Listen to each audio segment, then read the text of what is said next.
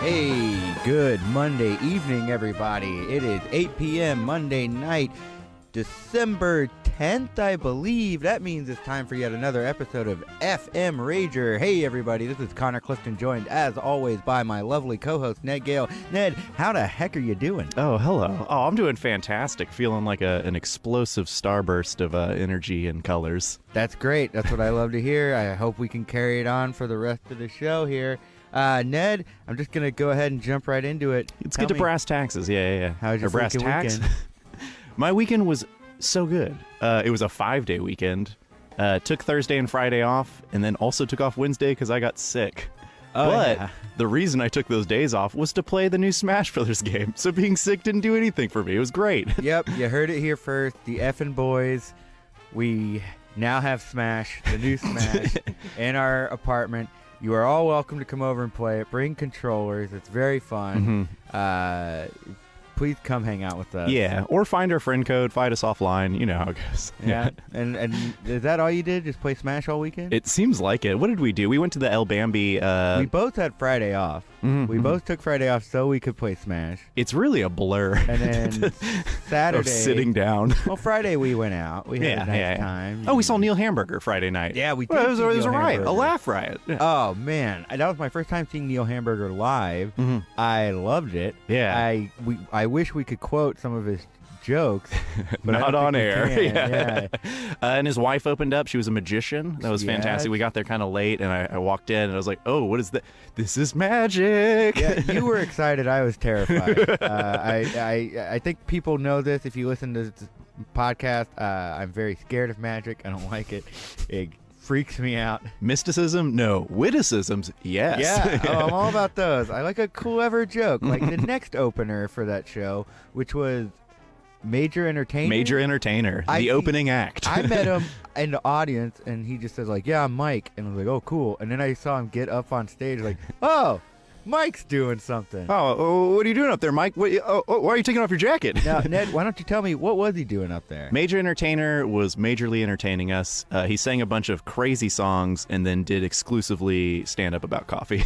Oh, yeah, the coffee comedian. Yeah, he's like, I'm one of the world's premier coffee comedians. Look, we can't even quote that guy. Y'all should definitely look up Neil Hamburger / Greg Turkington and then Major Entertainer. I bought a shirt from him, and I bought some Neil Hamburger stuff. I was so excited. I loved it.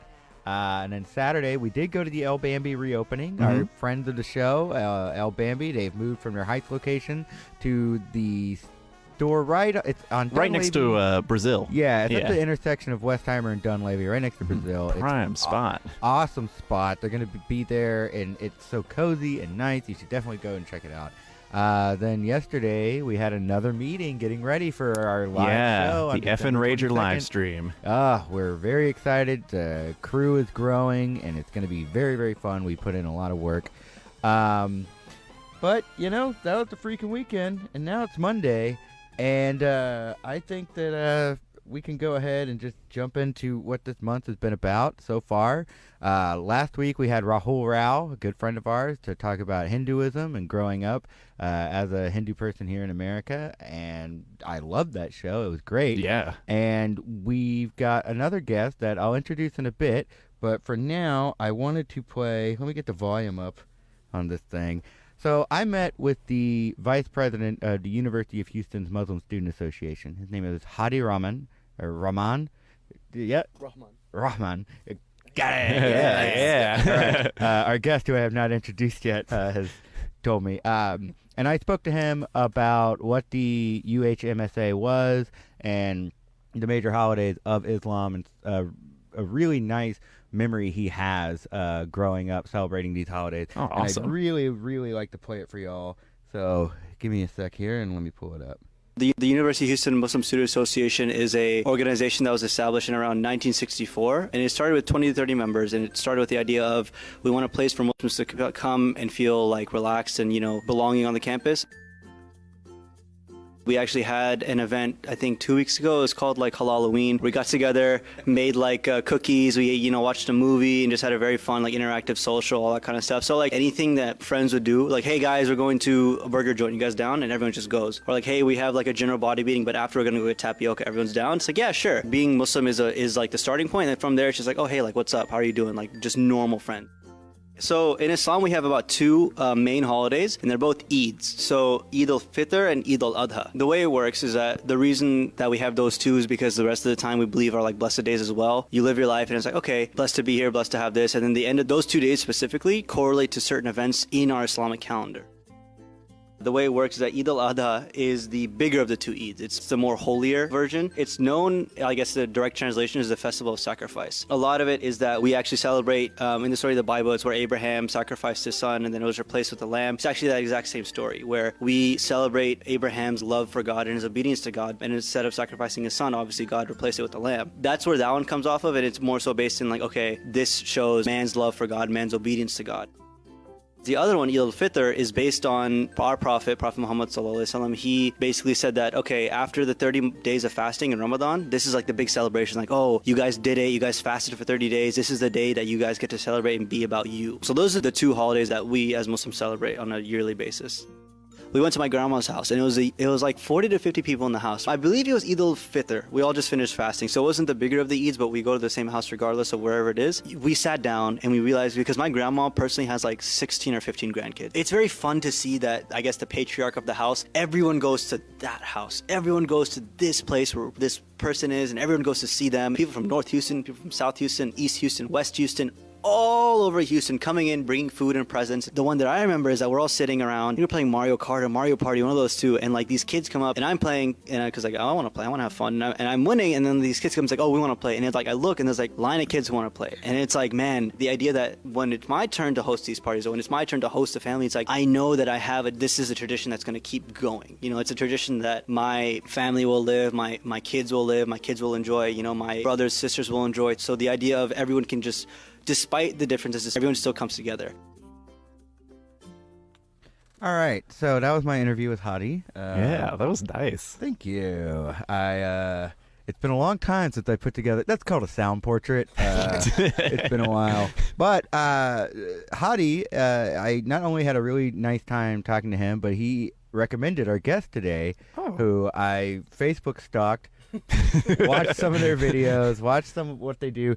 All right, so this guy, he is a slam poet.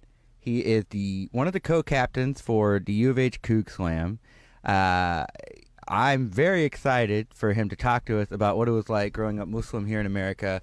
He has two last names, and I can only remember one of them, and it's not the right one, but it's Muhammad Yunus. And Muhammad, what is your other first name? Last name. Khaerisman.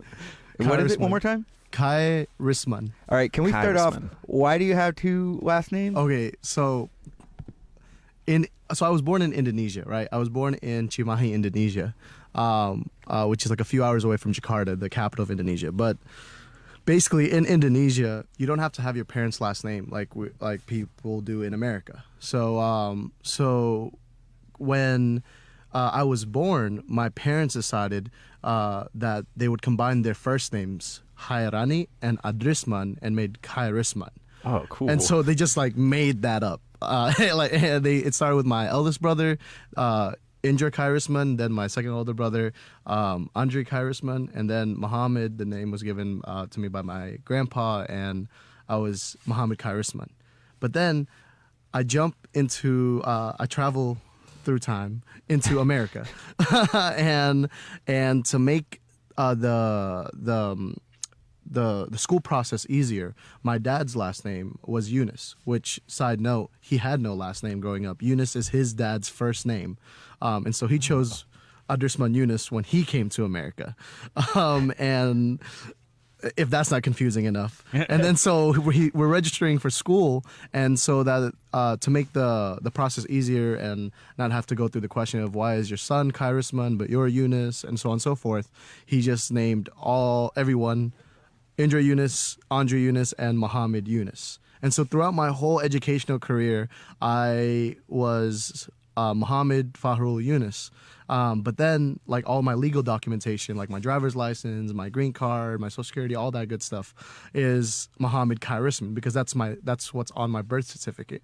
And so going into college, I had to go by my real name again, and so that's been an identity crisis. That's just been like, who am I?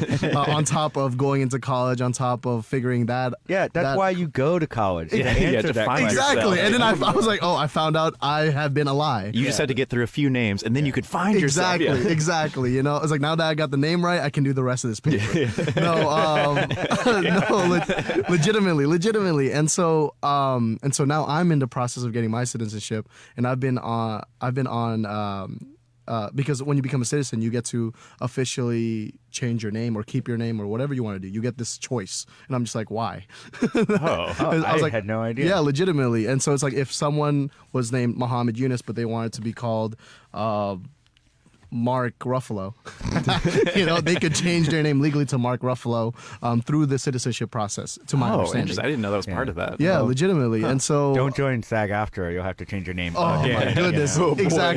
Exactly. And I'll have to get through that when I get to that. No, but and so now I'm in this choice of, do I become Muhammad Fahrul Khaerisman, Muhammad Fahrul Yunus, or Muhammad Fahrul Khaerisman Yunus, or Yunus Khaerisman?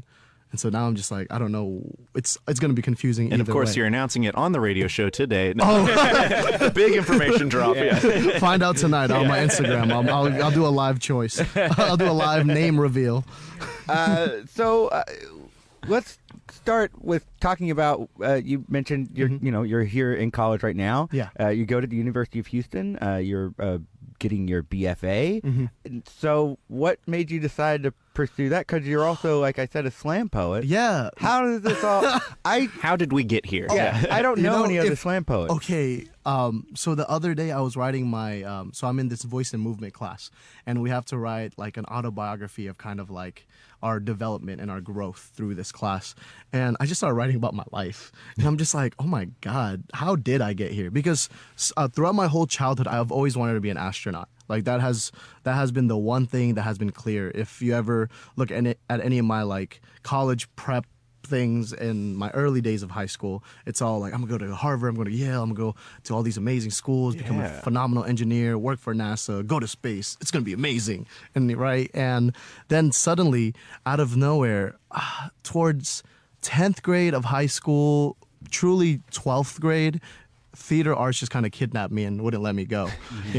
I had the opportunity to show my last year of high school called In the Heights, written by Lin-Manuel Miranda, the writer of Hamilton. yeah.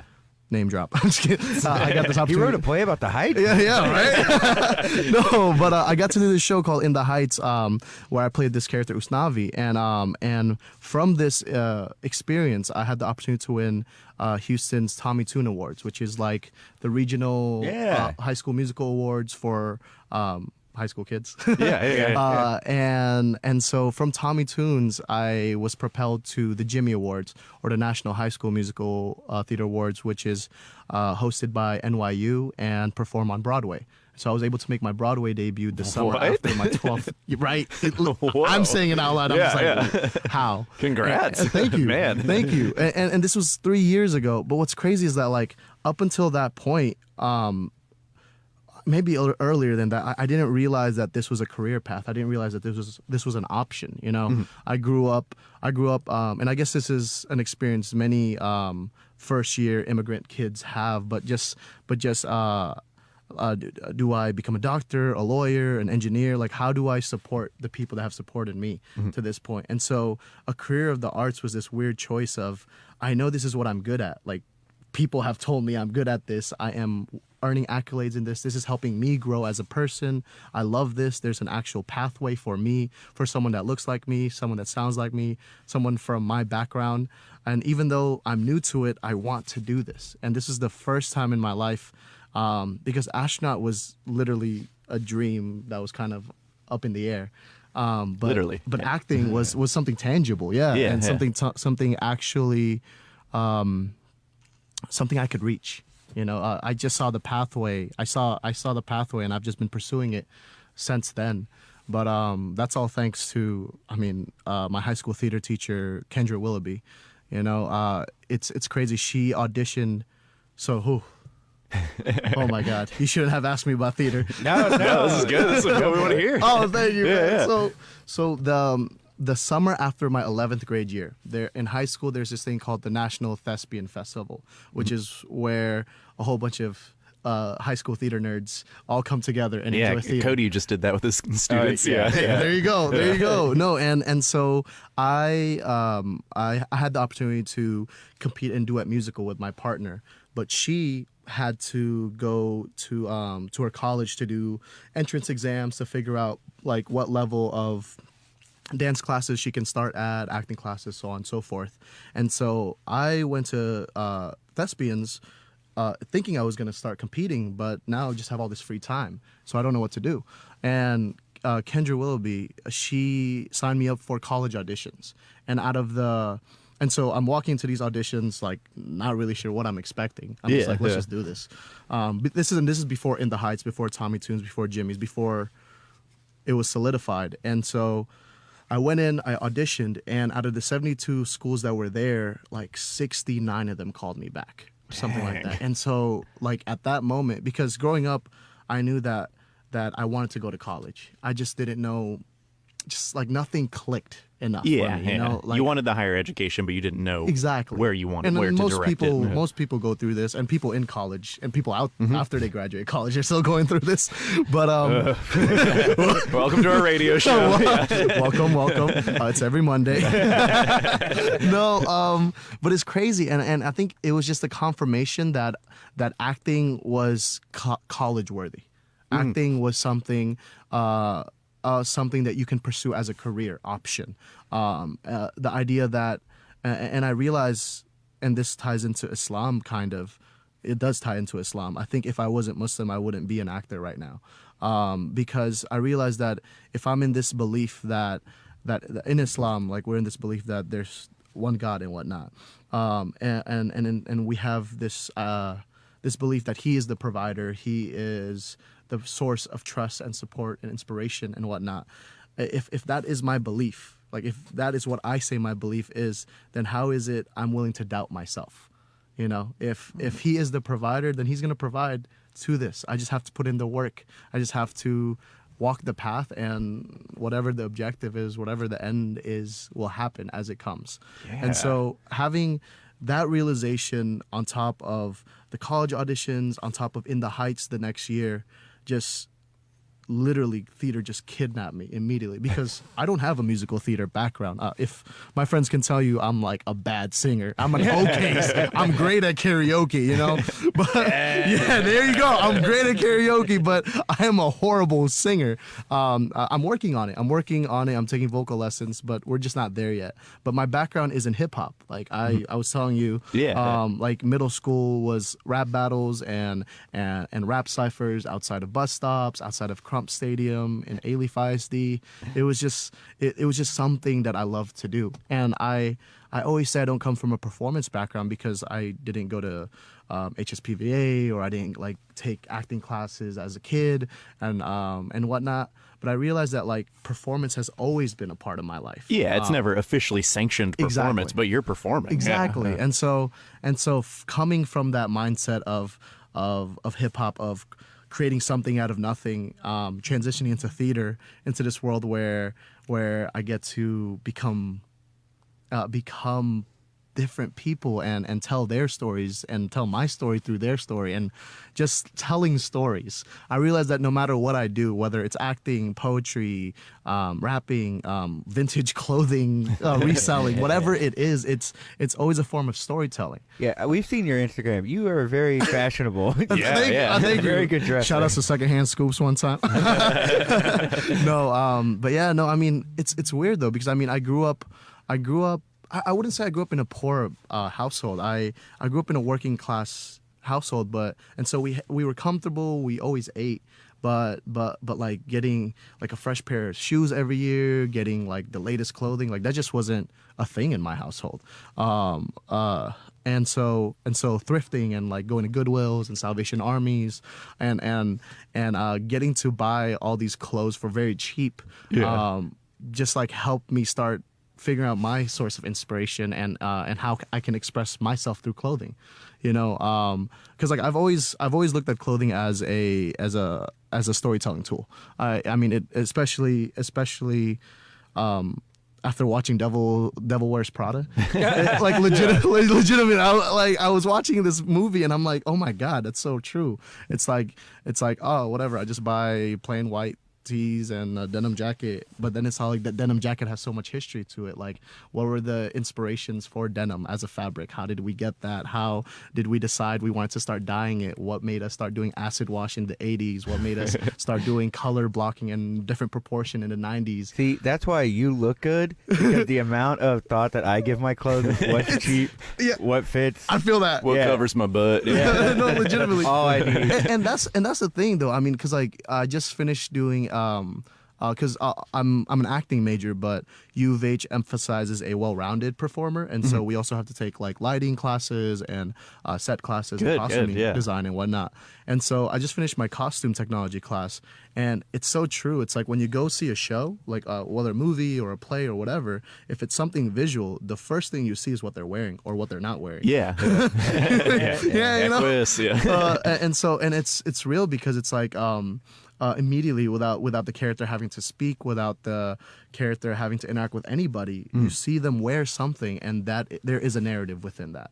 And so a lot of theater is just arbitrary picking things and saying there's a storyline within it. I definitely, when I have to do a costume or when we're doing a show, I will get down to my accessories. Yeah. Like, I once dressed up as like a "Don't Tread on Me" guy. Yeah. And I did the facial hair right. Nice. I got the hat. I got a gold watch that is just very classic in that ilk. You're right. Defining details. I mean, like I've got buttons on my jacket right now. I feel like each button's got an extra little chapter in the story. It's like everything we do is just. I feel like life is just figuring out things we like and things we don't like, you know? And so it's like if you really like Bob's Burgers and you see a cool Bob's Burgers pin, you throw that on your jacket. I do have a Bob's Burgers shirt. There you go. And so it's like someone sees that Bob's Burgers shirt and it's like, oh man, I love Bob's Burgers too. What's your name? And so that's literally a conversation starter. Connections are made. Yeah. Oh yeah, or people stand awkwardly. It's like, oh, cool shirt. No, I've only gotten you shouldn't be wearing that shirt. What kind of fan are you? This is awake. Why are you putting on the No, man. But I love that. I love that, you know. Yeah. Now, if I could, I'd like to steer back. We heard the interview with Hadi. Yes. I definitely want to talk to you about your experience growing up Muslim. When did you come to America? So the timeline's kind of wonky, but generally I was born in Indonesia. I came here when I was 2, and then I was back and forth until I was about 7 years old. And then my parents got divorced, and so me and my little sister Sarah went with my mom to Indonesia, and my 2 older brothers stayed here in America. And so then I was in Indonesia for about 3 years before I came back here with my dad at 10 years old, and then I've been in America ever since. Always in Texas, or? Always in Texas, okay. Yeah. Traveled all over, but never having like a home anywhere else other than in Texas, specifically Houston. So what was it like growing up Muslim in Texas? Hey, no, I got you. Yeah. Honestly, truly blessed, to be honest. Like Texas, specifically Houston, has one of the largest Muslim communities in the nation. Like the ISGH, and which is the Islamic Society of Greater Houston, has like 45 plus masjids and musalla, which is like smaller masjids or mosques, whichever you prefer saying. And so finding a place to pray, finding a community, a Muslim community to be around was never difficult. But what was interesting is that I didn't realize that it was so large until 8th grade, I want to say, 8th, 7th grade, because Indonesians, culturally, we're very isolationist people, I want to say. No disrespect to all the Indonesian uncles and aunties in Houston. I'm sorry. Like, I feel like we're very isolationist because the Indonesian embassy is in Houston. And so throughout the week, it's an embassy. And then on the weekends, it's kind of like a hangout Indonesian moms will cook things and sell things there. The kids will run around, play around like the pool table there. They have like a little musalla there. They have like a playground and a park. And so this was kind of a community center too. And so throughout my life until 7th grade, the only Muslims I was interacting with were Indonesian Muslims. And so I didn't realize Muslims could be not Indonesian until 8th grade. And as crazy as that is in like a world of social media and internet and whatnot, I didn't realize that until 8th grade. I lived with my eldest brother for a little bit, and we were in the Alif area, the Wilcrest and Bissonnette area. And so we went to a masjid that was predominantly Pakistani Indian. And I was like, what? Wait, you tell me you're not Indonesian?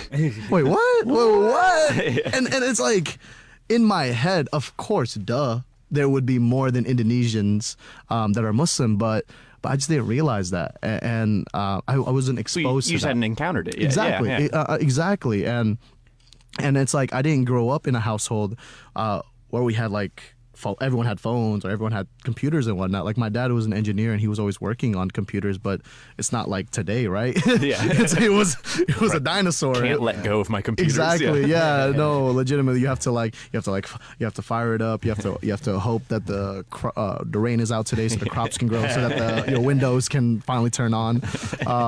And like Facebook was in its beginning phases or whatever. Yeah. And so it's like I didn't encounter that. I didn't encounter other Muslims other than Indonesians. And so when I finally did, it was amazing, honestly. It was amazing and it hurt. So the amazing part was just realizing how large the community was. In Islam, there's this word called ummah, which means nation. And that's often how we refer to like us as a whole throughout the world, as an ummah, or this collective people. Or whatnot, right? Unfortunately, my Arabic is horrible, so I don't even know what the actual ours translation is. Even worse. Exactly. No, it's all good. But it was amazing because I got to meet all these different types of people. I got to meet different versions of Islam because Islam is a way of life per se, and it doesn't tell everyone to live the same way. It just tells people to do good and leave bad, right? And so that just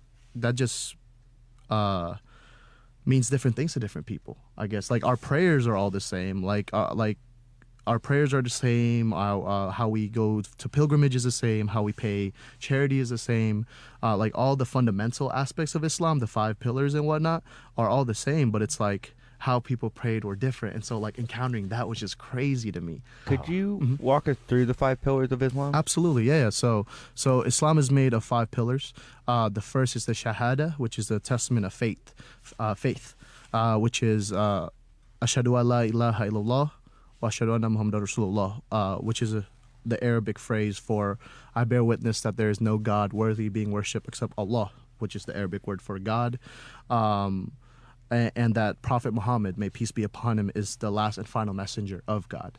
And so this testament of faith is the very first thing that any human being needs to say if they wish to become Muslim. We don't do anything crazy or complex. Just saying this statement in Arabic or in English and whatnot is you solidifying that you're Muslim. It's accessible per se. And it's also, interestingly, linguistically, because I'm a language nerd, linguistically, it's one of the few things you can say completely with your mouth closed. Like, Ashhadu an la ilaha illallah, Muhammadur Rasulullah. You can, people won't understand it, but you can. But you can. Yeah, then you can say anything with your mouth. Exactly. But it's like it's one linguistically, like our mouth doesn't have to open to say that phrase. You don't need to accent any of the consonants. Yeah. Exactly. And so that just blew my mind. But anyway, that's the first pillar of Islam. Like when I heard that sequoia is one of the words that has all the vowels. Yeah, I was like, what? It's weird. It's weird, man. And the first pillar is Shahada, the testament of faith. Second is Salah, which is prayer. So in Islam, there's 5 daily prayers that you must do. Right? There's the morning prayer, Fajr. There's the midday prayer, Dhuhr. There's the prayer in the afternoon, Asr. There's the prayer after when the sun is setting, Maghrib, and then there's a prayer at night when the stars are out, Isha. And so these are the 5 daily prayers. There's a specific body ritual that we do. That sounded weird. There's a specific body movement that you do for these specific prayers. And so it's a little bit higher than just how we would normally think of prayers as like asking for God for something. It's something that it's a level above that per se. And so Salah is 5 things that we do every day. Do all Muslims do it every day? They try to. And so, but generally, 5 is what you have to do. And then the third is, I always flip it. I mean, I guess it doesn't really matter the order, but zakat is charity, so obligatory charity. So so part of Islam is giving back, right? Much like any other religion, but zakat is a specific amount that you give from your sitting wealth. So that means if you're a broke college student and your money's always going in and out of college tuition and fixing your car and so on and so forth, it's like you don't have the responsibility of having to give zakat per se.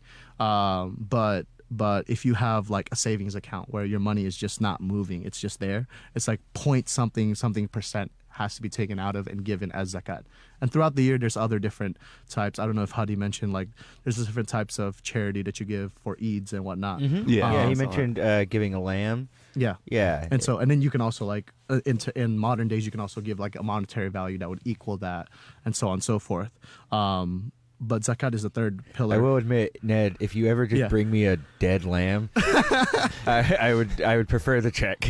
We did get that turkey check from the neighborhood. Yeah, you might just be able to. Nice. It literally says only for turkey. Only for turkey. Yeah. We got the check, and we were like, cool, $50. So it's like that's always crazy because it's like whenever people are like, we slaughter a lamb as a celebration, right? It's like it sounds so bloody, but in reality, it's like. Don't we do that for food? It's like, it's just being prepared. It's being prepared. It's just the word slaughter is just so. It sounds like a full arm motion rather than just like a quick swift. Exactly, like a slice. There's a large artery. axe. Yeah. Exactly, and so it's crazy because in Indonesia, like the world literally stops whenever it's Eid. Like there's no traffic. Like people are doing Eid prayers in like highways because there's so much. Everyone stopped. Like businesses closed. Oh, that's incredible. And people are just celebrating, dude. Like people are eating food. They're dancing. They're giving gifts. It's this colorful explosion, I would say, because generally in Indonesia, life is just slower paced, or at least maybe it was slower for a 7-year-old. But not much on the grind. Exactly. Yeah. Oh my God, it's almost nap time. Oh man, almost time for my second dinner. And that's the third pillar of Islam, zakat, and then it's fasting, which is in Ramadan. Why did I say Ramadan like that? Or in Ramadan, we fast in celebration of the completion of the Quran. So, like, fun Islam fact. The Quran, or like the Muslim holy book, when it was first revealed to the Prophet Muhammad, may peace be upon him, it was revealed verbally. It was revealed verbally because the Prophet was illiterate, like he couldn't read or write, which is interesting.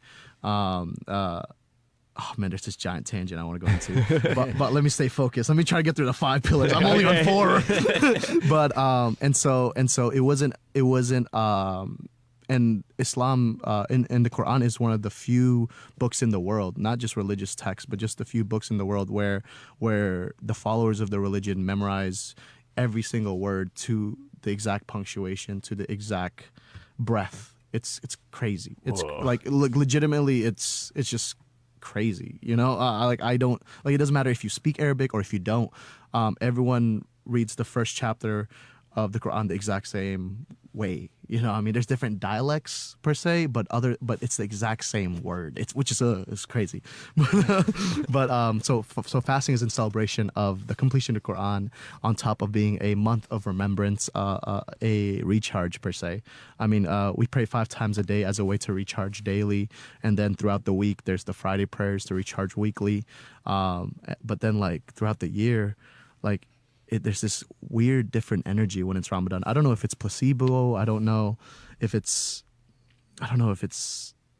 it's life, but it feels so much lighter during Ramadan. Ramadan to me is a time to come back to Islam per se. Not in the sense that I left it, but in the sense that I've been so busy with everything else during Ramadan. It's like, God, I really have neglected myself spiritually. Yeah, you feel stretched out and you need to recompress. Exactly. Warmth. It's like the masjids are always packed during Ramadan. It's just a great energy. Also, to anyone that is broke and hungry or just hungry, during Ramadan, go to any masjid around you. There will be food served. Yeah. Because we break fast together. And so I always tell travelers or people that are new to the area, find a masjid close to you. It doesn't matter if you're Muslim or not. And just break fast with them if it's Ramadan. It's such a good experience, I would say. And then the last pillar of Islam is Hajj, which is the pilgrimage. So Hajj is a pilgrimage to Mecca, if you are financially, physically, mentally able to. And that's the 5 pillars of Islam. This is the fundamental basis of Islam as a faith. And then everything past that is just branches from these 5 pillars. Okay. Now, we only have an hour. Ooh, sorry about that. No. Take a breath. Thank you for that. That's a long-winded question. And that's Islam with average Muhammad. No, legit. So we mentioned, we talked briefly about that you're a slam poet. So I want to know more about what that entailed, how you came to slam poetry, because you told us about how you came to theater, how you came to slam poetry, and how you carry Islam with you through that. So in 8th grade, I was part of this organization called Generation Jam. Generation is the generation of action, and it was put together by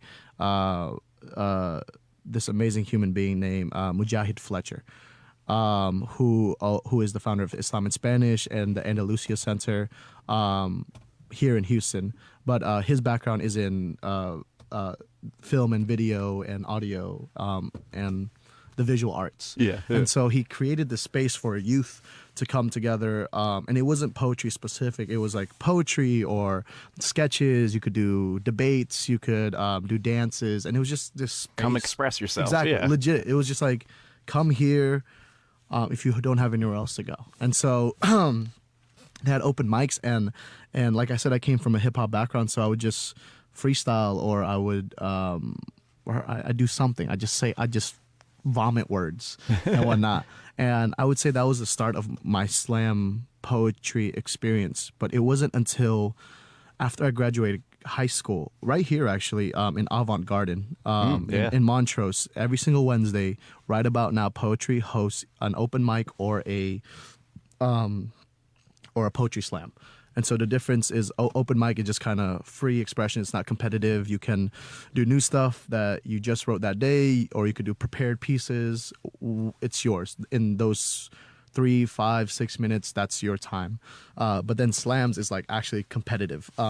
You'll be judged for your poetry. It's usually 2 rounds, 5 judges. The highest and lowest points from the judges gets dropped, and then your cumulative score from the other 3 lets you know whether you won or not, and whatnot. And so it's hype. Slam is.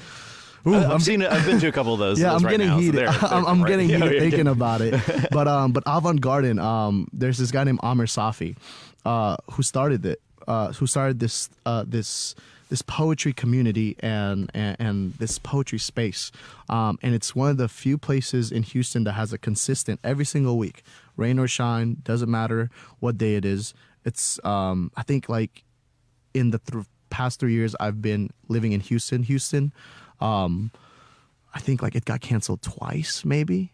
And so it's like having that consistency was just amazing, right? And so my first year of college, I actually wasn't in the theater school. I missed my on-campus audition. And so my whole first year of college was all theater stuff was stripped away from me because my connection to theater was all high school related. And so I was just kind of having this creative angst, I guess, creative. Yeah. Where do I put this? Exactly, legit. And I just had this, and I'm a person that thrives in creative spaces. And so being away from from a space where I can do that. Just heard a lot. And so my brother suggested I go to Right About Now Poetry. And what's funny is that he's been telling me to go to Right About Now for 2 years while I was still in high school, and I just never listened until I finally just needed to go. And then what's cool is for $5 only, you can perform, you can watch, you can do whatever you want. And I just signed up and I just got to perform. And what's so amazing about Right About Now is just the people. So the community is everyone that comes together, but there's 15, 30, 40 people that are the pillars of Right About Now. And right now they're either professional poets or people that have just been coming since the beginning. And can you name all 40 pillars? No. Oh no, I can name a bunch of them. I can name a bunch of them. I mean, they're freaking giants, man. Ebony Stewart, Chris Diaz, who's leaving us, unfortunately, to go to wherever he's going. But he's away. He's featuring tomorrow at Right About Now, and he's probably one of my favorite poets ever. I want to say a lot of Chris Diaz, seeing an Asian American man perform poetry that is vulnerable, visceral, and truthful, made me realize, one, that I can write like that, and two, that poetry is so much more than what I thought it was. I thought it was being this energetic person. I thought it was being at 100, captivating the crowd, and that's part of slam. But the other aspect is telling stories. And so, like I said before, it's it doesn't matter what I'm doing. If it's storytelling, I love it. And so so Right About Now really cracked the shell, because I thought poems just had to rhyme because I came from rapping, and then I realized that it doesn't have to do that. There's really no boundary or any rules in slam poetry. It's just whoever you are, which sounds such like an artsy fartsy. No, but I think that kind of ties into what the show's kind of about. I mean, we started the show because we like to party with people. This is how we met all of our creative friends. Once you're put in that environment, that's when your eyes are split open. You're like, oh my gosh, I didn't even think it could be this way. I didn't think you could do things this way. I never thought poetry was this or comedy was this. Exactly. No, that's really it. And so from Right About Now, that kind of started my poetry career. I don't have a lot of slam experience, oddly enough, being the co-slam captain of Coog Slam. That doesn't sound very reassuring, but I have poetry performance experience. So in the aspect of actually competing in slam competitions, I'm not that well versed, but I've been competing in poetry through speech and debate, or through theater, or within friend circles, and then rap battle is poetry slam. You know what I mean? And so I was experiencing it in different ways, and so finally coming into the poetry slam space, and right now starting U of H's first poetry community, Coog Slam, with my friend Jazib. I love that guy. You just need that one guy that's just crazy enough to say yes to things. I still have never met that person. Okay. Well, no, it's crazy because so my second year, this is still on the poetry topic. It's my second year of college.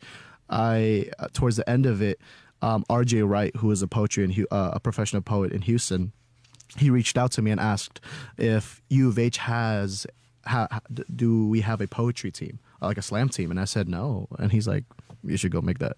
You should go make that.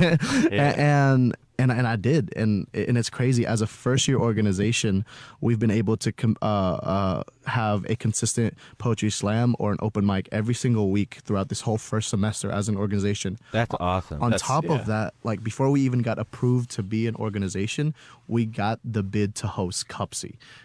Now, what is CUPSI? Thank you for asking. So CUPSI is the Collegiate Union Poetry Slam Invitational. It's the largest collegiate poetry slam competition in the United States. I don't know if it's global. It may be global. I don't know.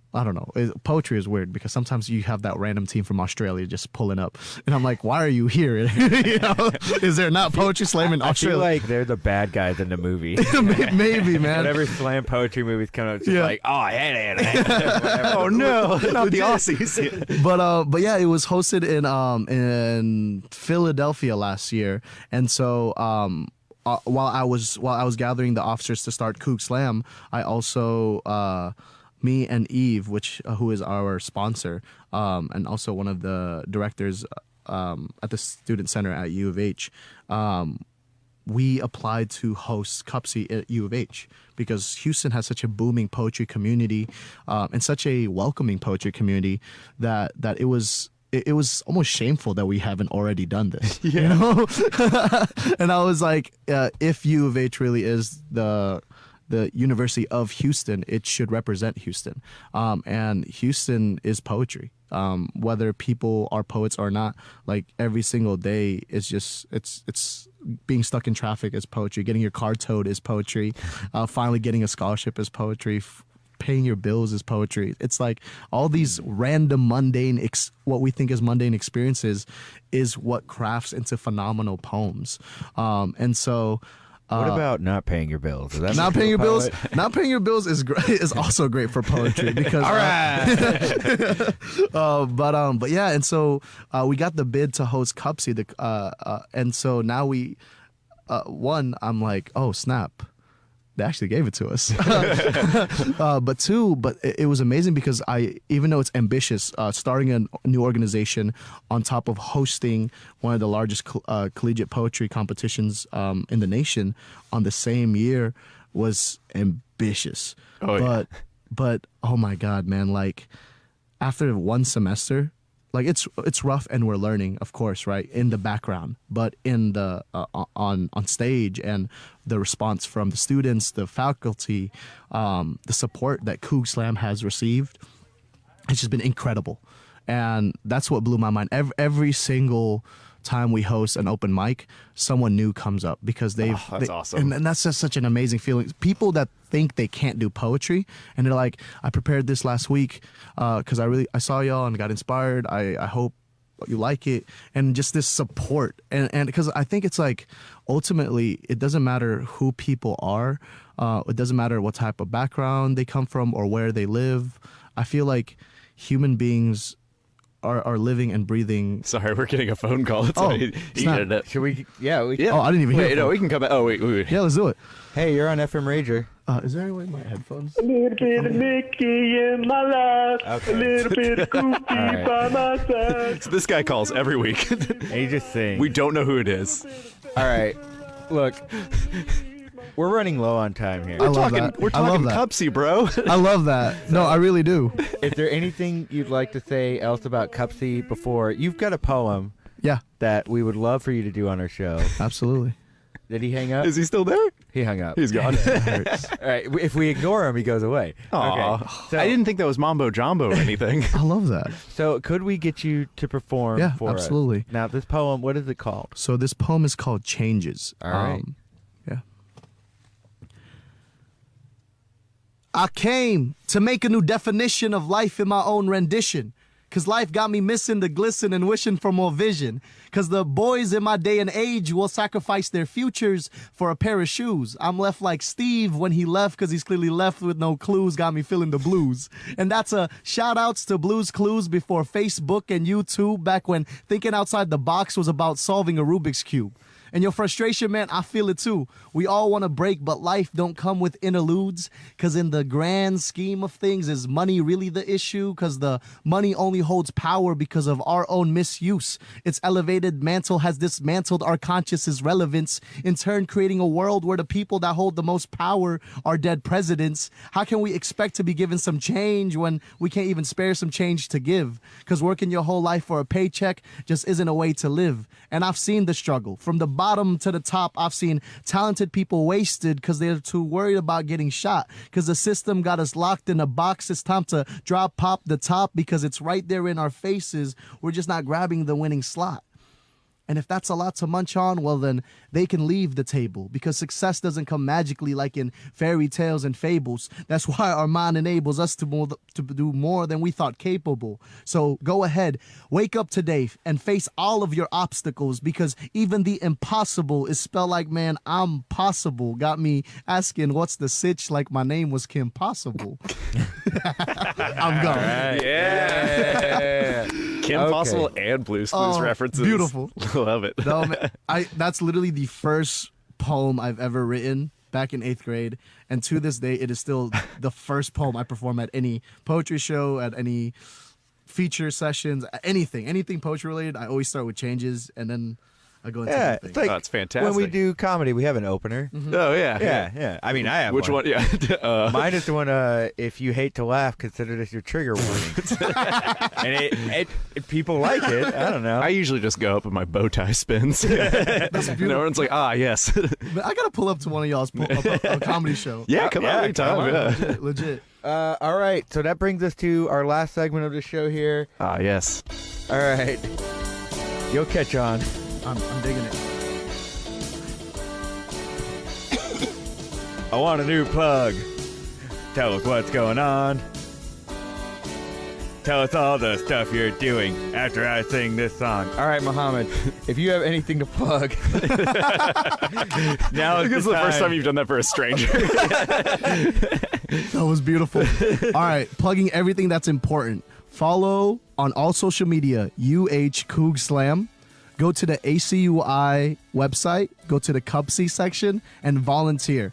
We need as many volunteers as possible. I want people to pull up to Houston and recognize that we are the poetry mecca of America. Sorry, Boston. Sorry, anybody else that's mad. because Yeah, I said Boston that. sucks anyway. Yeah, you guys have amazing history, but other than that, Other than that. no, but no, it really is. I want to show the Southern hospitality. I want to show because Houston is 30 minutes away from Houston, and so showcasing us, our diversity, our who we are. I want people to see that. I want people to see everyone from every single different types of backgrounds, every single type of variety of poets. So go there. Last but not least, follow me on all social medias at Muhammad Dog.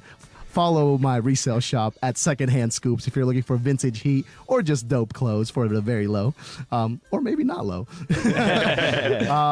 And last but not least, thank you so much to y'all. Oh, I really appreciate thank you. y'all. That was awesome. Please follow them. Effin Rager. This has been a rager. Yeah, hey, we don't plug our show enough on our show. No. Follow Effin Rager. If you're not following it, this is I approve. Whatever you guys do, like you guys. Are such an amazing Muhammad, host. I think you're gonna be a star. All right. Oh, man, you guys are Well, of amazing. course, if you do follow Effin Rager, you will be on Facebook on December 22nd at 8 p.m. when we do our live stream show, Effin Rager Nights. Yeah, I'm Connor, very- what's going on that show? Well, we've got Cody Dale Edgar, who's going to be one of our guests. What? He's such a fantastic friend, performer. He's very, very funny. We've got Finger Food doing a sketch. Finger Food is also going to be our second guest. They're an improv troupe out of Chicago. They're coming down. Friends of mine from college. Look, this staff, it's great. Jack Killen has something really nice cooking up for y'all. So does Antoine, Rahul. I believe there's going to be a call-in challenge. Can you speak about that? I can't speak out too much. If you guys listened to our gum episode, we did try to make Connor eat gum with enough callers. We're going to make him do something much, much worse on December 22nd. So make sure to call in. And I'm not going to know what it is until December 22nd. Until 8 p.m. December 22nd. Yeah, so I have no idea what it's going to be. I have authorized this. I gave a very short list of no-nos that I will not do. Tattoos, visible tattoos is one of them. But please watch this show. It's going to be so fun. We're very, very excited. And that's really all I have to plug. Anything else for you, Ned? That's about it. All right. Oh, wait. Every Thursday at Secret Group, Futile Society improv shows will be starting up on December 27th. So That's come out right. and check that out. You're I'll be putting coming the out of improv boots retirement. back on for the first time in a year. Yeah. All right. Well, I'll go see it. I'm excited. Sweet. I'm excited to see, Dad and his old band get back together. All right. That's our show for tonight. I want to thank you once again, Muhammad, for coming on. Yeah, thank you so are- much. Thank you, y'all. You were fantastic. All right. That's our show. Everybody, have a good night. Bye. Bye.